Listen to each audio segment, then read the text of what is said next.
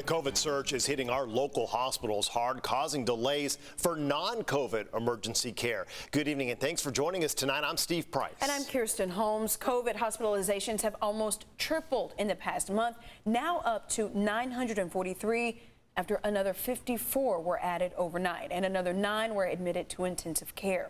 Patient wait times are getting longer and longer as emergency rooms and ambulance services are overwhelmed due to COVID and Omicron surges. As News 8's Ariana Cohen explains, some patients are spending hours in an ambulance because there's just no room for them in our local hospitals.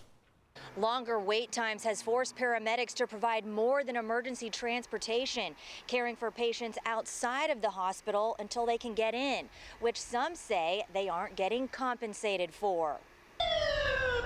It's a pretty desperate situation right now in the emergency rooms of many of the hospitals. COVID infections are spreading faster than ever due to the more contagious Omicron variant, which is overwhelming emergency rooms across San Diego. And we're actually providing a service in the hospital that we're not usually providing, where we're caring for a patient once we're on the property of the hospital, and that's uncompensated. Jeff Beam is the managing director of SeaWorld San Diego, the city's emergency services contractor. Our volume just alone since Christmas has gone up about 30%.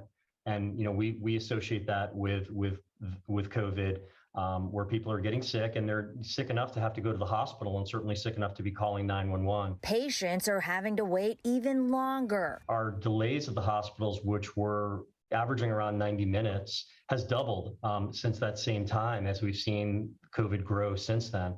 There have been times where we're sitting in a hospital with a patient for up to 3 hours, and that's just not acceptable to be able to, successfully run an EMS system, particularly in San Diego. He is urging the community to get vaccinated and boosted, social distance, or stay isolated if possible. But most of all, if you are sick and it's not an emergency, to stay patient. We're going to get to you as soon as we possibly can, but there's an understanding that there's a triage situation that has to go on. So we're looking at dealing with the life-threatening emergencies first. I foresee where we are today continuing, potentially getting worse, depending on how this variant continues with us. Like you heard him say, he expects the situation to get worse. Staffing shortages will continue to be a problem. The good news is they have a mutual aid with the San Diego Fire Department to ensure they have a backup when people call in for emergencies. Ariana Cohen, CBS 8. Ariana, thanks. Well, it is a delivery that a lot of parents across the county have been waiting for. Took place today at the San Diego County Office of Education. Yeah, they received 205,000 COVID test kits. This is the remainder of the tests that local K-12 public school students were supposed to get from the state. With a lot of districts in the county starting back up tomorrow, the delivery came with just hours to go. We got half of our allocation earlier this week, and this finishes us up. So unfortunately, the timing wasn't such that we could get it before winter break, but as soon as we receive these kits from the state, we've gotten them out to schools and districts so they can go to families. Okay, so parents, listen up. They're telling parents not to come to the Board of Education office to pick up those test kits. Coming up at 6:30, Regina Ahn will have details on where and when parents will be able to pick up those kits for their kids. Tragedy in Imperial Beach. One person is dead, 10 people without a home after a 2-alarm fire tore through their apartment complex just before sunrise. Firefighters responded to the building near 7th and Cherry Streets around 5:20 this morning. They quickly put out the fire and found the victim dead inside his apartment. Investigators are calling this fire suspicious because it started on the outside of the building. They're now working to figure out exactly what caused it.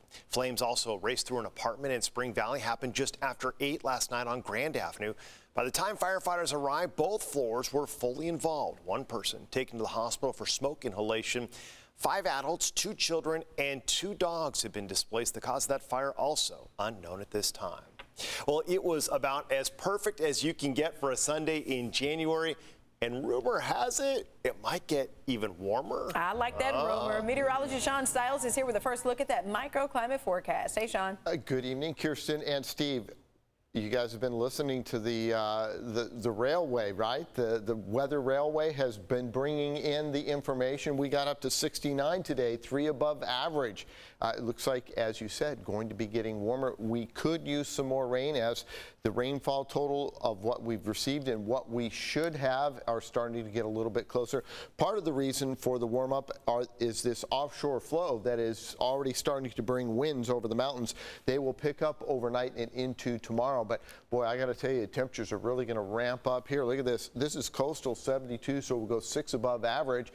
By Tuesday, 7 above average, and it stays warm right on through Wednesday into the second half of the work week.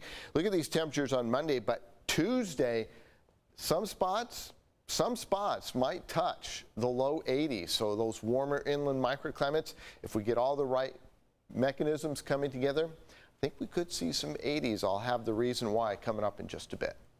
Like the sound of that. That both made us smile. Thanks, Sean. We'll see you in a little bit. Well, this weekend, SeaWorld San Diego gave a special theme park experience to a very special group of kids. Yeah, on Friday, more than 75 members of Autism Society San Diego got an inside look at the park. They got to meet the animals close up, learned about the day-to-day work that goes on in the park, and they got a glimpse of the amazing bonds the teams form with the animals that they work with. This little girl is already very excited. You can barely hold her back, and she's like loves sensory, loves feeling, so this is everything to her. Being able to be out here with people, peers, animals, this is what they want and they thrive for. This is what they love. The experience also included free passes to spend the rest of the day exploring the park, and I know they had a really good time.